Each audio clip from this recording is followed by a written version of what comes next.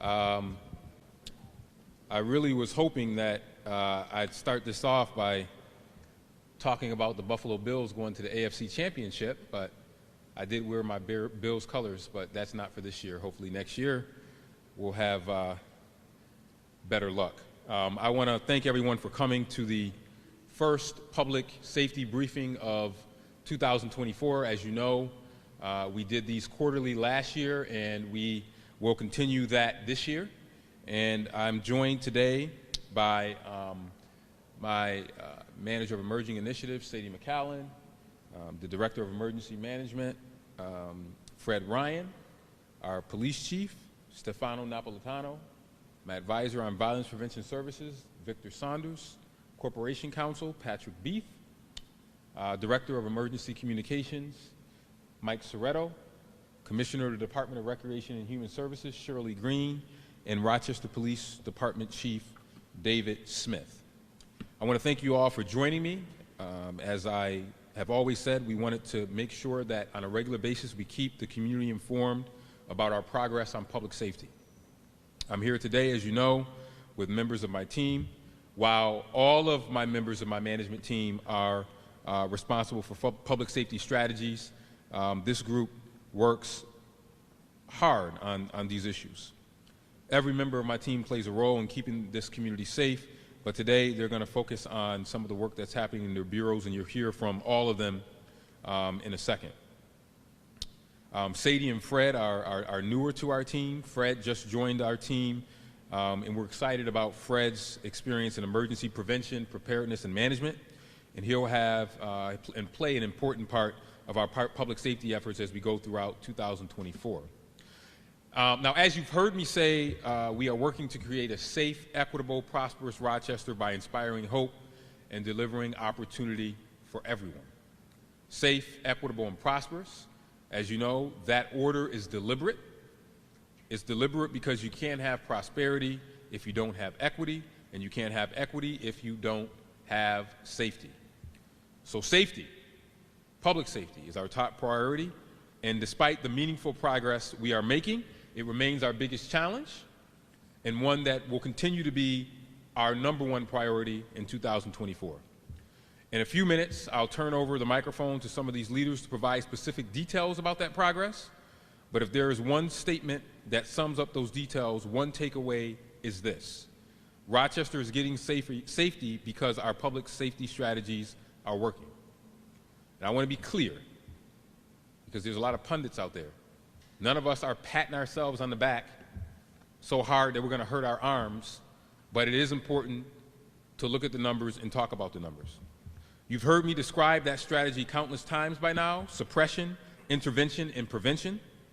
It's been our strategy from day one, and we are seeing results. In the 2 years that I've been in office, the 3 metrics that I personally follow on a daily basis: shootings, firearm-related deaths, and total homicides. Those are 3 things that I look at regularly, and they've fallen significantly. I want to remind this community that in 2021, we saw the highest homicide rate we had ever seen in the history of Rochester. Almost 90 people killed by gun violence. Numbers that were just completely off of the charts. In those years since, shootings have declined by 31%, firearm-related deaths went down by 29%, and total homicides are down by 32%. And I would point out, and we got to start breaking these out better, I told the chief this, we had 58 homicides last year, but remember, of those 58, 3 of them were from previous years. So last year, fiscal year, we had 55 homicides. Gun violence is one of the things that I zeroed in on. If you remember, Victor Saunders, his original title was going to be Gun Czar, but people didn't like that title. So we made it Mayor's Advisor on Violence Prevention Services. Gun deaths by firearms have fallen significantly. I was in Washington, D.C. last week in the U.S. Conference of Mayors, and people came up to me unsolicited and said, "Mayor, we saw the numbers from last year. We know you got a long way to go, but good job. We still have work to do." These numbers are moving in the right direction. As I always say, I'm gratified, but I'm not yet satisfied yet. But I'm also reminded of what my mother used to say: thank God we're not where we were. Thank God we are where we are, but thank God we're not where we were. And we still have a long way to go, but thank God we're not at the 89 homicides that we saw in 2021. I would like to see these numbers continue to decrease at a much faster pace. Anyone that knows me knows that I am impatient. But it is important to stop and celebrate the numbers that are happening. But again, let me just put another asterisk, because you got a lot of talkers out there. No one up here and no one is saying in City Hall that we are jumping up and down and celebrating that we had 55 homicides last year. Let me say that again. We are not celebrating 55 homicides. We are simply putting out the facts to show that there's been a decrease from 2021. And I'm confident that the pace of those declines will accelerate as we continue to implement these strategies. These numbers reflect, as you know, human behavior. And we know that one factor that influences human behavior more than anything else is other humans. And no mayor in this country can control human behavior. We can try to influence it. We can put our prevention, intervention, and suppression strategies in place, but we can't control human behavior. God gave everybody free will, and some people use their free will for crazy things, as I'm sure many of you have seen, because you report on this stuff every day. But you know, every person we arrest and send to prison is one less source of influence, one less hand on the wheel that keeps this cycles of tragedy, shootings, retaliatory shootings spinning. And we have to make sure that we continue to cut it off there. And that's why I'm introducing a new word to that strategy: accountability. We are holding the most violent offenders in our community accountable, and it's leading to the reduction in violence. If you are someone who thinks you want to settle a score with an illegal gun, you'll be held accountable.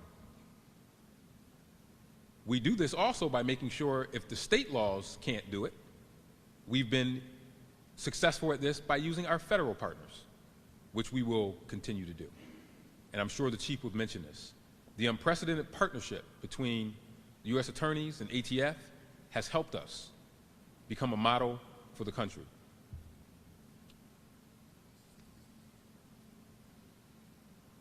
Our law department is also holding people who allow their properties to become venues for violence by holding people accountable.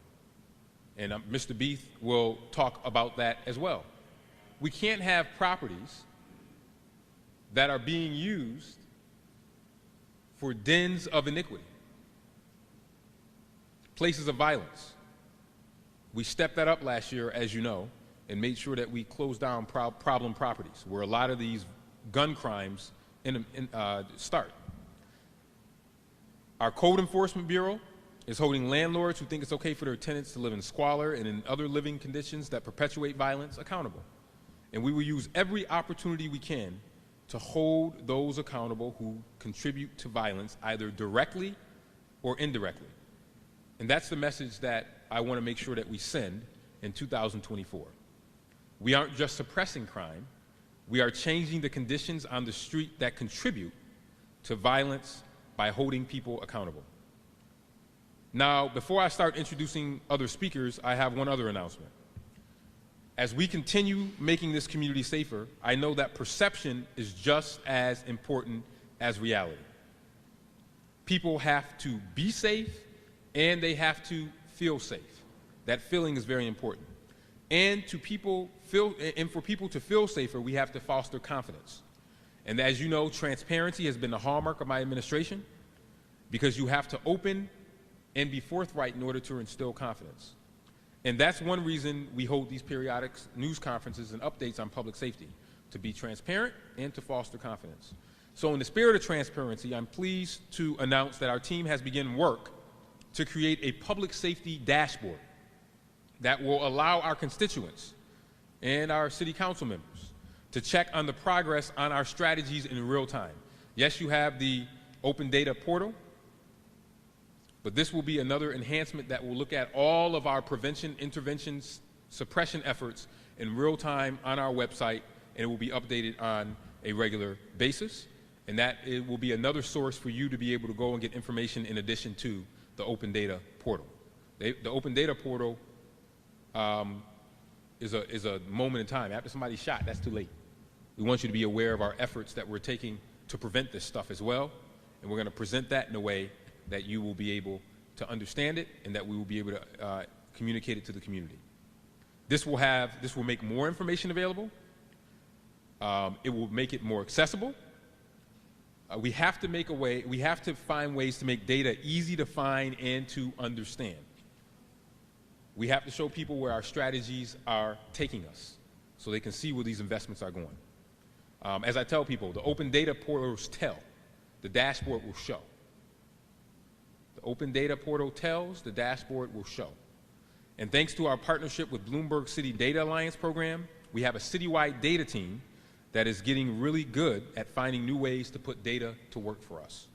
And we are already using dashboards, including to illustrate the response of our Persons in Crisis team and our ARPA expenditures. There you see some of the examples over there of the Persons in Crisis team. So on the left, you see that screenshot of the PIC dashboard, and our public safety dashboard will look very similar to that. So stay tuned for that public safety dashboard, which should be coming at any time now. Now on the updates from our leaders. I want to start with Chief Smith and Corporation Counsel Beath will talk about our suppression efforts and our accountability efforts. So Chief Smith, and we'll start with the Chief, and then we'll follow up with Corporation Counsel Beath. Chief Smith. Thank you, Mayor. Should I start by saying I'm a Steelers fan? You should. Too late. As we reflect upon 2023, there is an incredible amount of positives in the reduction of violent crime. This does include homicides, as the mayor mentioned, which peaked in 2021 with 85, down to 58 this past year, a 32% reduction. Shooting victims have reduced from a peak of 419 in 2021 to 289 in 2023, a 31% reduction. Along with these reductions, our clearance rate for murders remains over 60%, including the cold cases, which you may have seen recently. We continue to work on those. This is thanks to the hard work and dedication of the men and women of the Rochester Police Department, who took over 800 firearms off the street in 2023. Each one of these guns has a story of continued bravery, including Officer Vandemar, who's been honored as the National Law Enforcement Officers Memorial Fund September Officer of the Month for his incredible bravery, will to live, that he demonstrated on September 30th of this past year. Beyond the hard work of the members of the Rochester Police Department, we've been blessed with significant assistance from our partner agencies. This includes RPD being the first agency in the nation to have an on-call agent from the ATF 24 hours a day to review every firearm arrest that we make for the possibility of federal charges. This initiative has led to over 100 people being charged federally in association with the possession and recovery of over 250 firearms in Rochester. We also recognize last year's significant rise in stolen vehicles, notably Hyundai and Kia. Stolen vehicles peaked in June with almost 400 vehicles stolen in 1 month. We have worked throughout the year with both manufacturers to distribute over 1,500 anti-theft devices and set up a mobile software update site. Additionally, we worked with Monroe County in their introduction of the JEDS program to hold these juvenile car thieves accountable, while at the same time introducing services to their families in order to prevent repeat offenses. Thanks to all of this, we've had less than 200 vehicles stolen per month over the last 4 months. I would like to stand here and celebrate these gains, but we must continue to do more.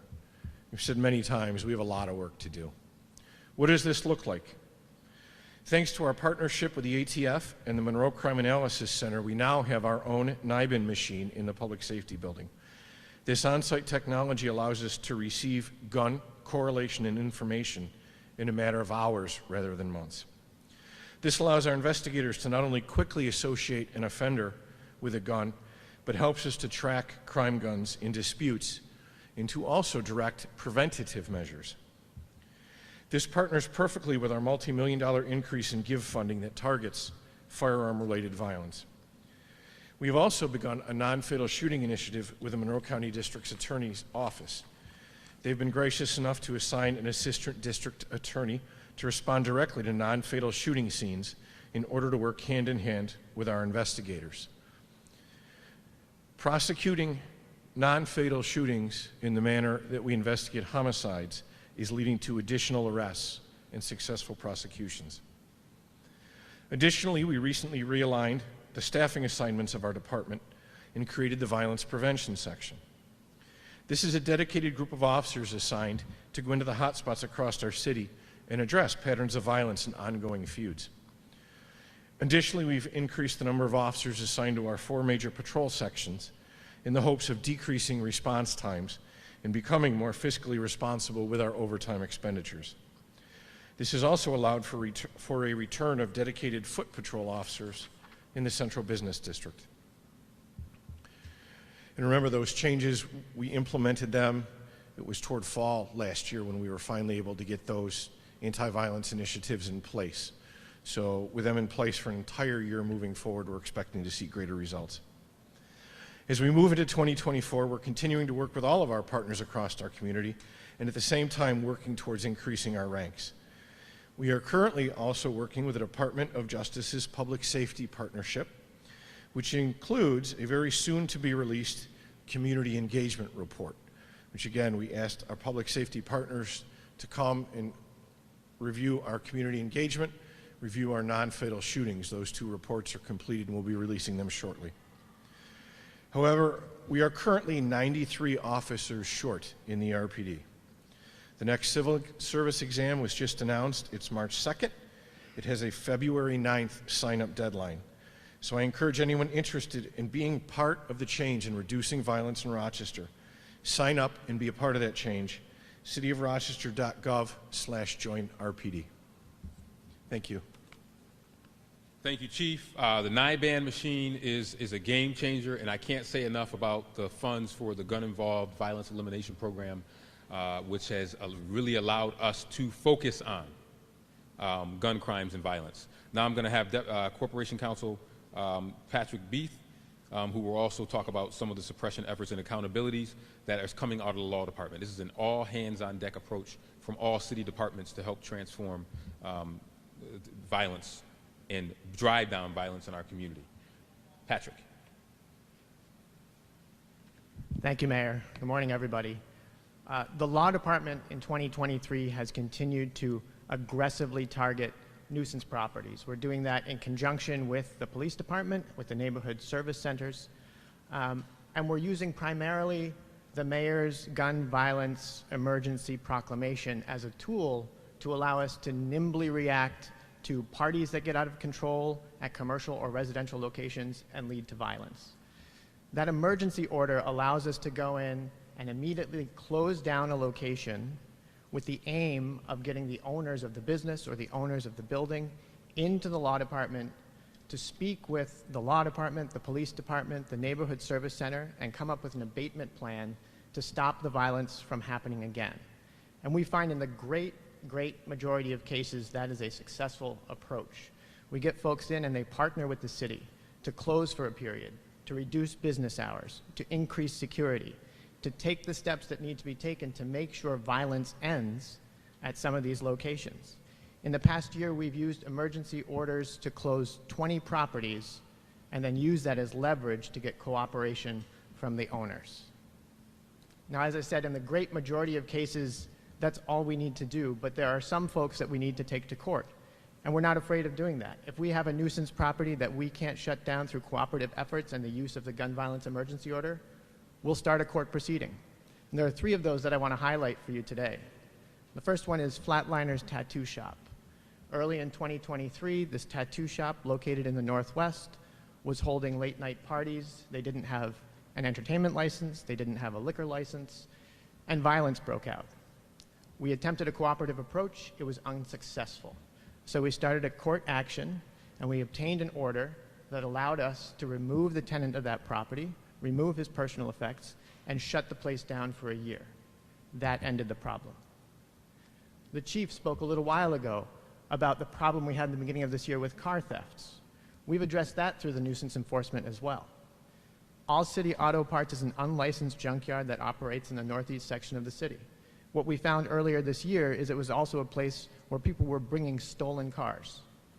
We tried to work with the owner to wrap up the business. It didn't work, so we brought him to court. And we're currently in court against that entity, seeking an injunction to shut them down entirely.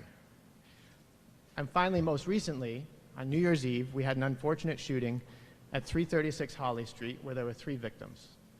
336 Hawley was a problem over the summer. We used the gun violence emergency order to close it, but they acted back up on New Year's Eve. So we weren't going to use the closure order again. We were going to get into court, which we did, and we obtained an immediate temporary restraining order to shut the place down. We've let the owners know, we've let folks know, we've got police on that location, and we're continuing that proceeding in court. So we're looking forward to 2024. The law department is going to be just as aggressive with these nuisance properties and nuisance owners. We're looking forward to continue to cooperate with the RPD and the NSCs in doing that. Thank you, Patrick. So when people ask me, why do you renew the gun violence emergency? Is it just because you're doing it? No.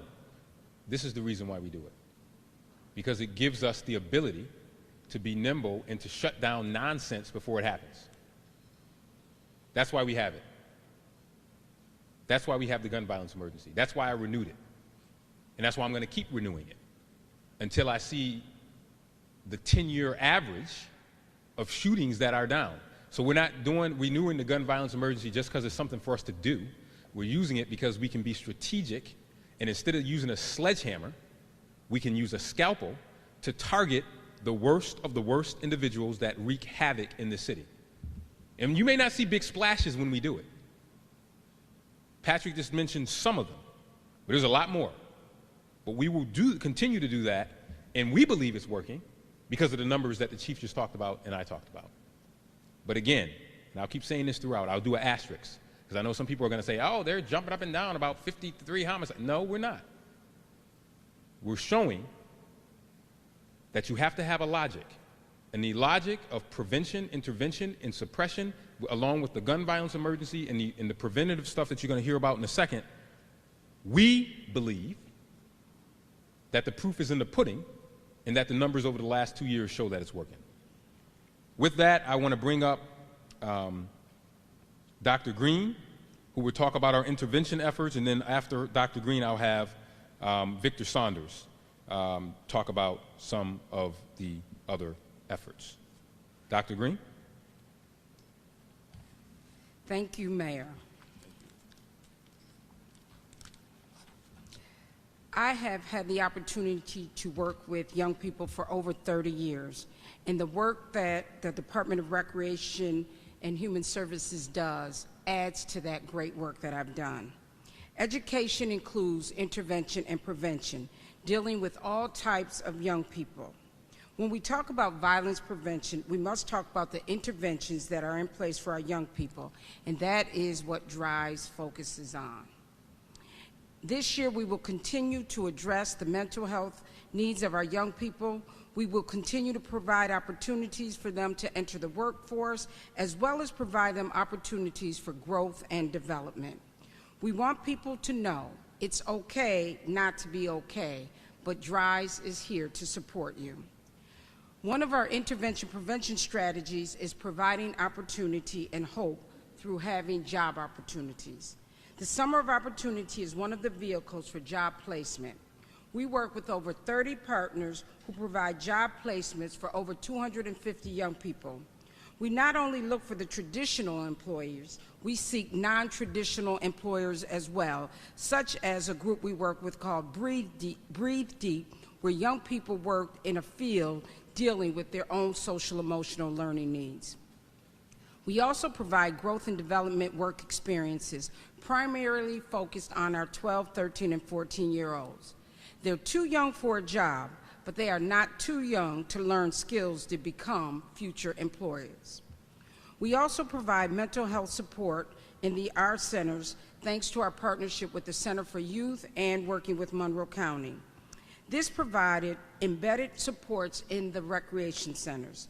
Social specialists are working alongside the participants and the staff to build relationships with our youth so they feel comfortable about talking about their problems. They are able to share their thoughts and feelings in a safe and welcoming environment.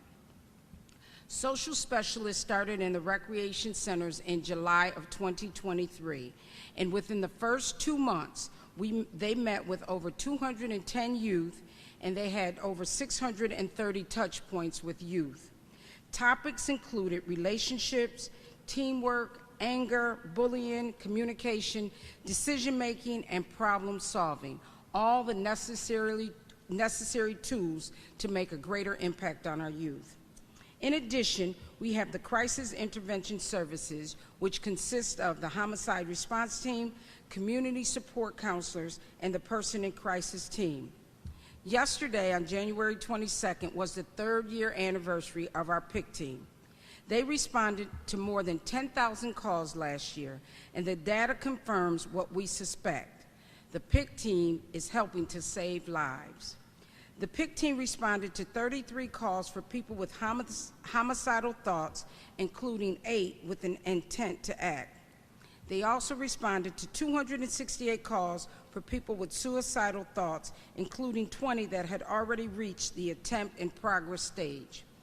This year, we will be making a concerted effort to promote the PIC team services and let people know not only can they call 211 or 911, but they can call 988 to get a direct response from our PIC team.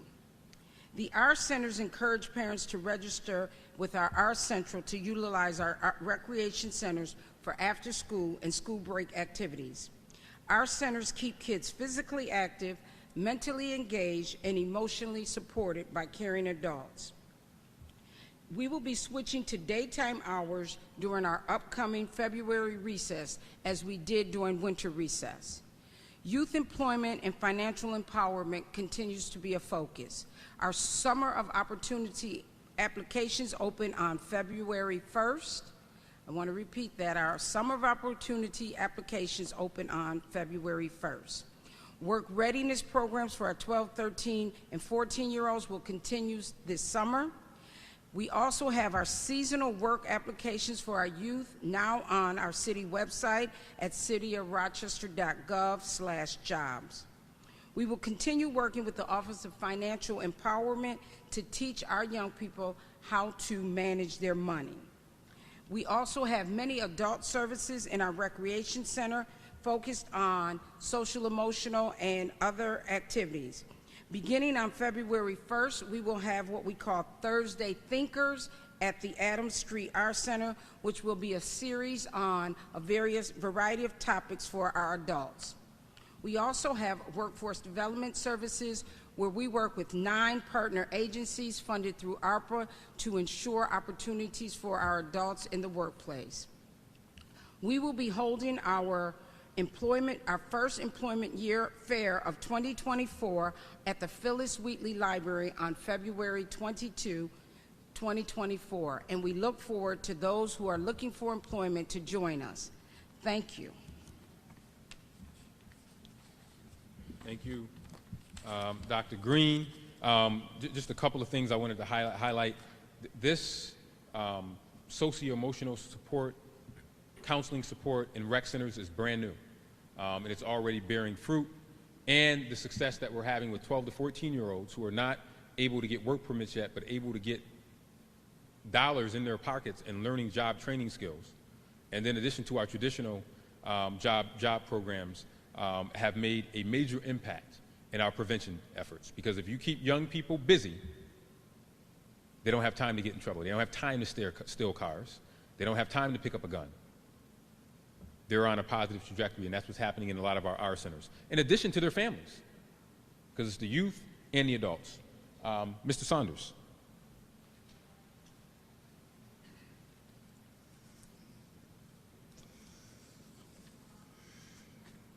As advisor to the Mayor on Violence Prevention, in collaboration with Department of Recreation and Human Services, Dr. Green, I continue to develop partnerships across city departments throughout the community to advance the Mayor's priority to reduce violence and restore hope in the lives of city residents. Since our last update, members of the Pathways to Peace completed more than 10,000 hours in street outreach and community engagement, as well as interventions within the community. Pathways to Peace and Office of Violence Prevention held its first successful community basketball tournament, engaging community members of different ages for a friendly competition and relationship building. As a result, the Office of Violence Prevention had the opportunity to partner with more than 50 different community-based organizations. The Office of Violence Prevention also collaborated with the Center for Youth, Rochester Teen Court, and Monroe County to provide youth with an evening where they could have productive and safe fun.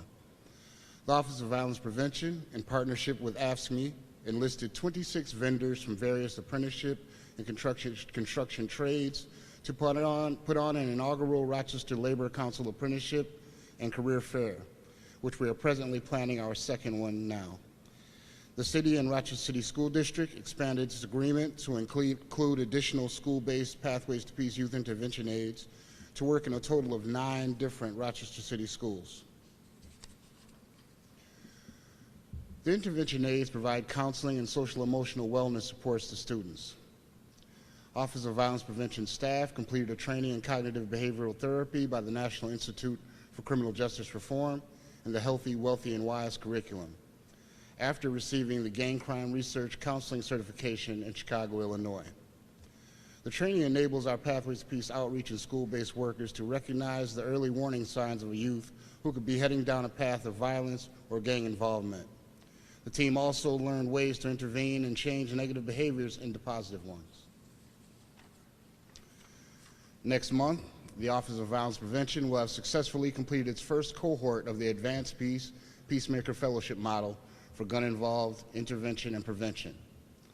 Part of the program involved exposing 13 mentees, known as fellows and neighborhood change agents, to educational opportunities outside of Rochester. Last year, the staff and mentees traveled to the Legacy Museum in Montgomery, Alabama, where they visited From Enslavement to Mass Incarceration exhibit. The goal was to encourage participants to develop empathy and cultivate a growth mindset in the hopes of changing previous negative behaviors. This spring will mark 1 year since the city collaborated with nearly 20 Rochester Peace Collective partners. These grassroots anti-violence organizations have been effective in combating violence and the associated traumas through a myriad of programming. The Office of Violence Prevention, in partnership with Commissioner Dr. Green and her team, is being intentional and strategic in its efforts to bring the community together to offer young people positive alternatives so that they can lead hope-filled and productive lives.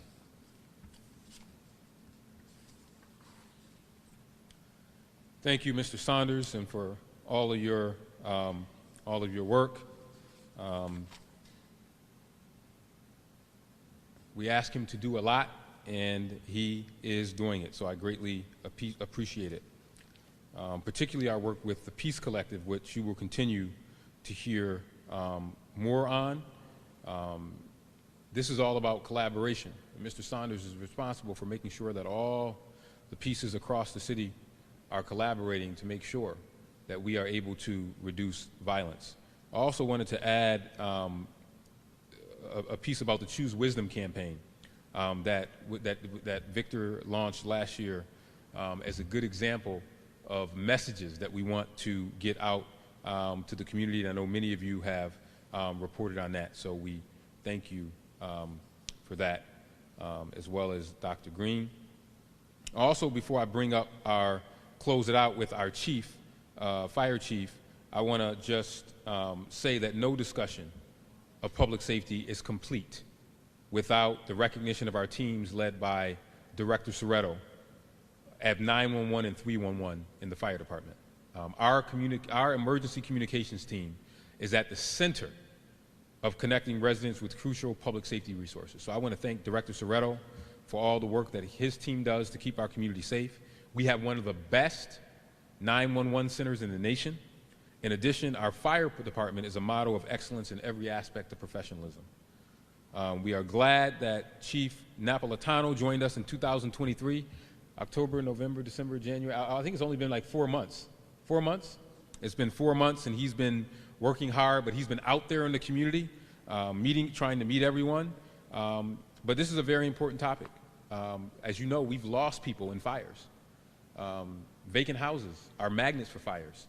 So not only does the fire department put out fires, they also have to work to prevent them. So I want to have the chief come and talk about those efforts, and then after that, I'll take some questions. Chief. Thank you, Your Honor. Good morning. As I reflect on the accomplishments of 2023, I'm incredibly proud of the City of Rochester Fire Department's unwavering commitment to life preservation, incident stabilization, and property conservation. Throughout the year, our dedicated team of highly trained individuals demonstrated exceptional skill, responding to a total of 39,294 incidences and protecting approximately $764,769,572 worth of property from damage. However, while never being satisfied, we will continue to work to enrich our community risk reduction programs to continuously improve our life preservation and property conservation measures. Our incidents, I'll break those down for you. As I alluded to in the beginning, 39,294 total incidents. Of that, 22,842 of them were medical calls. And of that, 564 were working structure fires. Of the 564 working structure fires, 25 were multiple alarm fires. RFD's dedication to continuous improvement this past year was evident as we collectively engaged in an impressive 115,591 hours of competency training. We hired 28 new firefighters in 2023. We promoted 13 lieutenants, 8 captains, 1 battalion chief, and 9 deputy chiefs. Our emergency medical services incidents saw a 4.47 increase from 2022 to 2023. The role of our EMTs is critical in providing medical interventions and patient stabilization prior to the arrival of an ambulance. Our opioid crisis response. Addressing the ongoing opioid crisis, our team responded to 1,607 calls related to poisoning, toxic ingestion, or overdose. Equipped with Narcan, our crews played a pivotal role in interrupting the deadly chain of reaction often associated with these overdoses. In our investigations and arrests, our fire investigation unit conducted 1,051 investigations, closing over 75% with definitive findings. The Arson Task Force, a collaborative unit consisting of members from Rochester Fire, PD, and the U.S. Bureau of Alcohol and Tobacco and Firearms and Explosive, worked to make numerous arrests related to 261 intentionally set fires that were investigated. Our community risk reduction activities, we completed 7,400 fire safety inspections. We installed 786 smoke detectors and 543 carbon monoxide detectors. We provided 74 in-person community fire and safety presentations, and we presented fire safety educational programs to over 4,000 students. Lastly, we increased our social media presence, attracting 3,667 new followers related to our community risk reduction efforts. Looking ahead, in 2024, the Rochester Fire Department remains steadfast in its commitment to life preservation and incident stabilization with property conservation. Moreover, I'm committed to increasing access for those individuals desiring to become a member of our department with a concentrated focus on diversity, equity, and inclusion so as to have our department staffing reflect the community that we serve. Lastly, we will actively engage with our community to align our mission, our vision, and our values with evolving needs, building bridges to Rochester's future. Thank you. Thank you. Thank you, Chief. The preventative extra, you can't talk about prevention, intervention, and suppression without including 911 and the fire department. They are a part of all of these efforts. I want to recognize and applaud the efforts and successes of the many teams across the city who have made public safety a top priority. I also want to thank all of our community partners.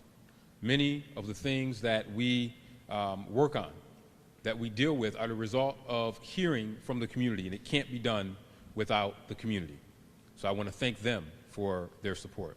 I also recognize the many governmental, law enforcement, nonprofit, and business partners who work with us every day to create a safe, equitable, and prosperous Rochester. And we are hoping that we continue in 2024 to see a decrease in violence incidences. I will say that one area where countywide we have to focus on is the opioid epidemic, and that will be another, that will probably be a part of our next public safety briefing. Liliana Ruiz, who's leading our efforts around opioids, we will have more to say on that, but that is a major, major issue in our community that we didn't have time to touch on at this press conference, but we will be touching on in the future. So with that, I'll open it up on on topics, and then I'll take a couple of off topics before we, I know you guys got to get back to your newsrooms for the 12 o'clock newscast, so we'll try to move with all due deliberate speed. All right, who's got the first question? Yep, speak up a little bit.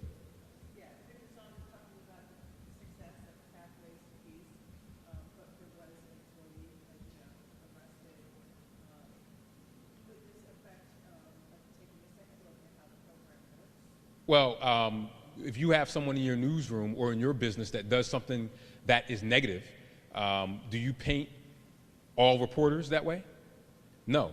So I think that one of the things I will say is that when people engage in behavior that goes against the values of the city or our community, they're going to be held accountable, just like anybody else would in any profession. And I want to, you came in a little late, but I want to refer you back to a statement I made earlier where I said, human beings, if I had the power to control human beings, man, everything would be perfect. But sometimes human beings make choices that they have to live with, and a court of law will adjudicate this situation. But I don't think that it's a reflection on the work of other individuals who are doing the right thing day in and day out.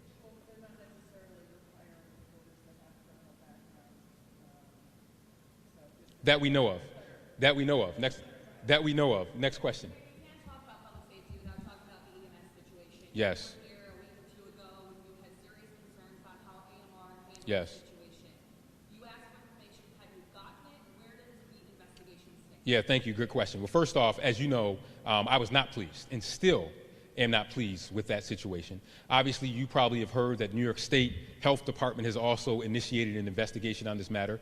AMR is still doing their own investigation. We have asked for some information that we've gotten so far, but that still has not told us why this individual was taken off the ambulance. So I'm not satisfied with the why this happened, and I think that that investigation will continue. We'll continue to provide updates as we know more. But what I'm most interested in is how we make sure that something like this doesn't happen again. And why did it happen in the first place?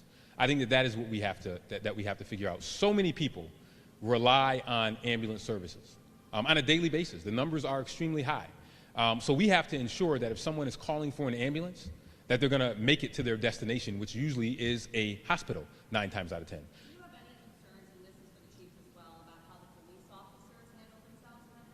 I think that we will look at the entirety of that situation as it relates to everyone that was on the scene. But I will say that police officers aren't EMS workers.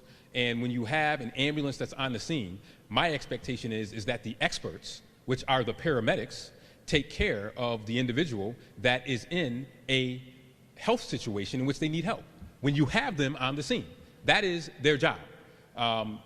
So we'll have to obviously, as we look at this investigation, we'll have to see, do you get in an argument with someone when they're on the scene and say, hey, no, you can't do that, you need to transport? Those are all things that I think we will discuss. But let's be clear here.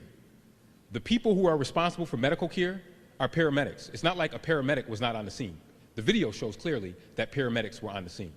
And that is what I want to make sure we get to the bottom. So if me or someone of my relatives that live in the city of Rochester, if they call the ambulance, I want to make sure that they get to the destination where they are. And I'm hoping that the investigation will show what broke down, why it broke down, and what consequences there will be as a result of this. But I think the investigation is continuing. And obviously, like I said, New York State is also weighing in on the situation.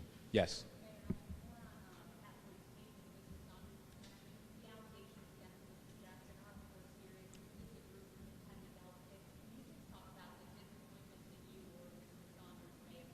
Well, not just myself or Mr. Saunders, but I think all of the community. This is a community issue, right? So anytime anyone is accused of wrongdoing that involves multiple law enforcement agencies, not just the city of Rochester, but the federal government, is disappointing. And I think that is something that is sad for us, because we give people second chances in our community, and we hope that they hold themselves to a higher standard, and particularly when we are trying to fight gun violence. We don't want to see people carrying illegal guns or involved in illicit activities. Now, obviously, this is an ongoing investigation, and I'm sure there will be more that will come out, and not just from our agency, but obviously the federal. I'm sure our federal partners will have more to say about this in due time.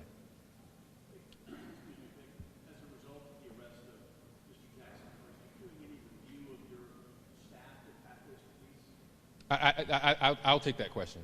I think, again, I think it's important not to paint a broad brush, but I will tell you that we look at all employees on a regular basis, because remember, it's just not Pathways to Peace workers that have been involved in behavior that has been a challenge in our community. So I think it's very important to point that out.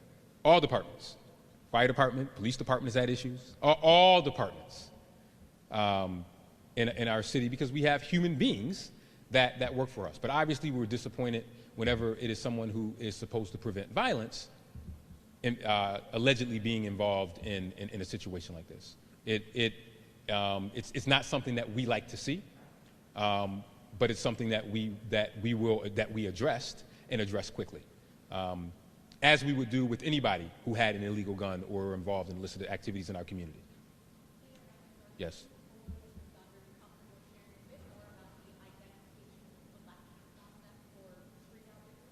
Yeah, I think that all city employees, not just all city employees, go through public background checks, right? But I will tell you, sometimes people make choices that can lead to issues, right? And I think that is important to note. We all have free will. People choose what actions they take, even after a background check, right? So I think that's important to note, but we have a very robust background check situation here in the city of Rochester. But a background check, unfortunately, we can't predict the future. We can't predict what someone is going to do, right? We have background checks for police, fire, our DES crew, our neighborhood and business development crew. We have background checks for everyone. But it can't predict what someone might do or get caught up in the future. But we do have something called recourse.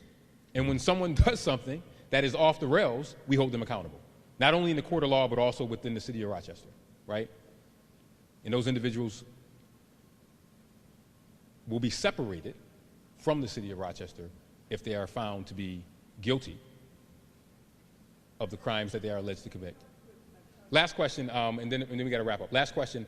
Before I come back to you, anybody else that didn't ask a question besides Ms. Wright? You good? All right. Ms. Wright, last question.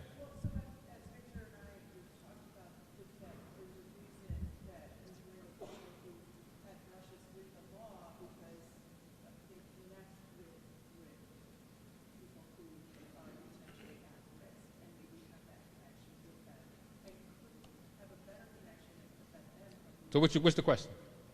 So you're saying with the background checks, they're purposely brought in people who have a criminal background. But people who are let's be clear here. And you see, this is something but this is something that's very important. I think this is a very important point for everyone in this room to hear. If someone is convicted of a crime, if someone right now is a criminal, they are not hired by the city of Rochester. Let's be clear about that. We hire individuals who have done their time, okay? They've done their time, possibly served time, paid back their debt to society, and then we hire them. So let's be clear about that. We're allowed to hire individuals who might have who have done crimes in the past, right? But have served their time in society. That doesn't mean that they're going to go on and commit another crime. So we don't automatically assume, because we hire a 19-year-old kid that might have stolen a car in the past, that they're going to go and steal a car again. We don't do that, right? We are allowed to hire them. So because we're hiring someone that might have had a criminal past doesn't mean that they're going to be a criminal for the rest of their life. And the vast majority of people who we give a second chance to don't go out and do that again. So what I want to be clear about is when someone makes another choice, let's not use a broad brush to paint on other people who are re-entering into society and doing the right thing. It's why we have a re-entry program here at the city. I am very supportive of re-entry programs for individuals that have served their time, that have paid their debt to society, that want to make sure that they can be able to provide for their family. Why? Because that keeps our community safer. But let's be clear, one individual is not a reflection on other individuals who have paid their debt to society. No, but Mayor, he has access to the very people you're trying to prevent from committing crime. So I think Wendy's point, if I'm understanding correctly, is he is in a unique position to have access to people who are the very people you're trying to convince not to carry guns, not to sell. Correct. Right. So I think that's the point. Yeah, Maybe his risk is different from a firefighter or a police officer because he's not directly working, they may not be directly working with the very people you're trying to prevent from. I think that's a great point. But again, I think my point is that this doesn't. I just want to be clear about the overall reentry piece, right? We want to be clear that anybody that's working with our folks are not going to steer them down the bad path. That's bad, right? We need to make sure that we prevent that. But I think my point is that I think that it's very important that when someone pays their debt to society and maybe and can have a conversation with someone who might be in the situation that they were in, that is extremely powerful. And it is extremely important, right? It is extremely powerful and it is extremely important. But let's be clear. We hope that they don't revert back to that negative behavior, and when they do, they have to be held accountable for it, period, right? They have to be held accountable for it, period. But I think it's important not to paint the broad brush. You always have to check these things in background checks. You have to interview well. You have to make sure that they don't do these things, and we will make sure that we do that. But the bottom line is that anyone that carries an illegal gun or is involved in illegal activity, they're going to be held accountable. And they will be held accountable whether or not they work for the city of Rochester or they work for Burger King. That's the message that we want to send in this community. And I think that is what will happen in any of these cases that we hear.